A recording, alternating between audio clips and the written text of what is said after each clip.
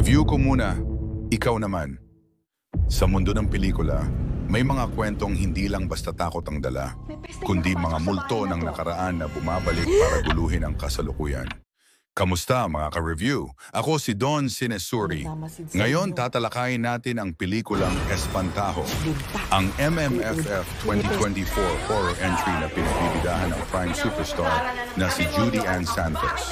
Tara, simulan na natin ang review. Buod ng kwento. Ang Espantajo ay umiikot sa kwento ni Monette, Judy Ann Santos, ang anak sa ikalawang pamilya ng yumaong si Pabling. Sa gitna ng pasiyam, ang siyam na araw ng pagdarasal para sa kaluluwa ng pumanaw. Bumalik sa ancestral house ang legal na asawa ni Pabling na si Adele, Chanda Romero, kasama ang kanyang mga anak. Dito nagsimula ang tensyon at mga kababalaghan, lalo na nang lumitaw ang isang misteryosong painting ng isang espantaho na tila may dalang sumpa. Yapagganap, walang duda, si Judy Ann Santos ang puso ng pelikula. Ang kanyang pagganap bilang Monette ay puno ng emosyon at lalim na nagbigay sa kanya ng Best Actress Award sa MMFF 2024. Si Lorna Tolentino bilang Rosa, ang ina ni Monette, ay muling ipinakita ang kanyang husay sa pag-arte. At si Chanda Romero bilang Adele ay epektibong nagdala ng tensyon sa bawat eksena. Direksyon at sinematografiya.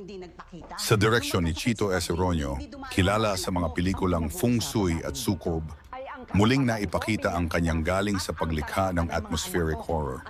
Ang paggamit ng mga elemento ng kulturang Pilipino, tulad ng pasiyam at mga painting na may simbolismo, ay nagdagdag ng lalim sa kwento.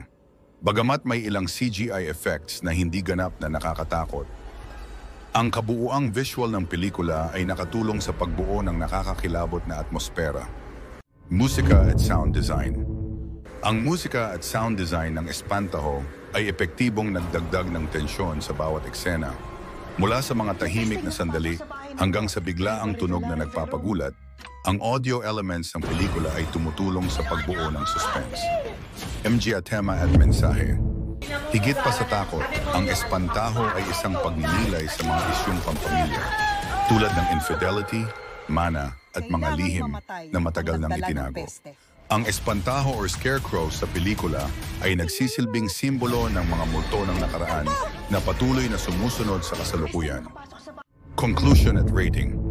Sa kabuuan, ang Espantajo ay isang pelikulang horror na may pusong drama. Bagamat may ilang kahinaan sa visual effects, ang malalalim na pagganap ng mga actor at ang makabuluhang kwento ay sapat na dahilan para panoorin ito. Kaya para sa akin, binibigyan ko ito ng 8.5 out of 10. Ikaw, napanood mo na ba ang Espantajo? Anong masasabi mo sa pelikula? I-share mo sa comment section sa ibaba.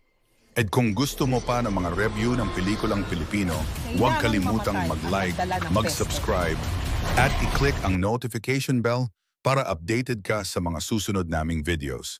Hanggang sa muli, ako si Don Sinesuri at ito ang review ko mo. Review ko muna, ikaw naman.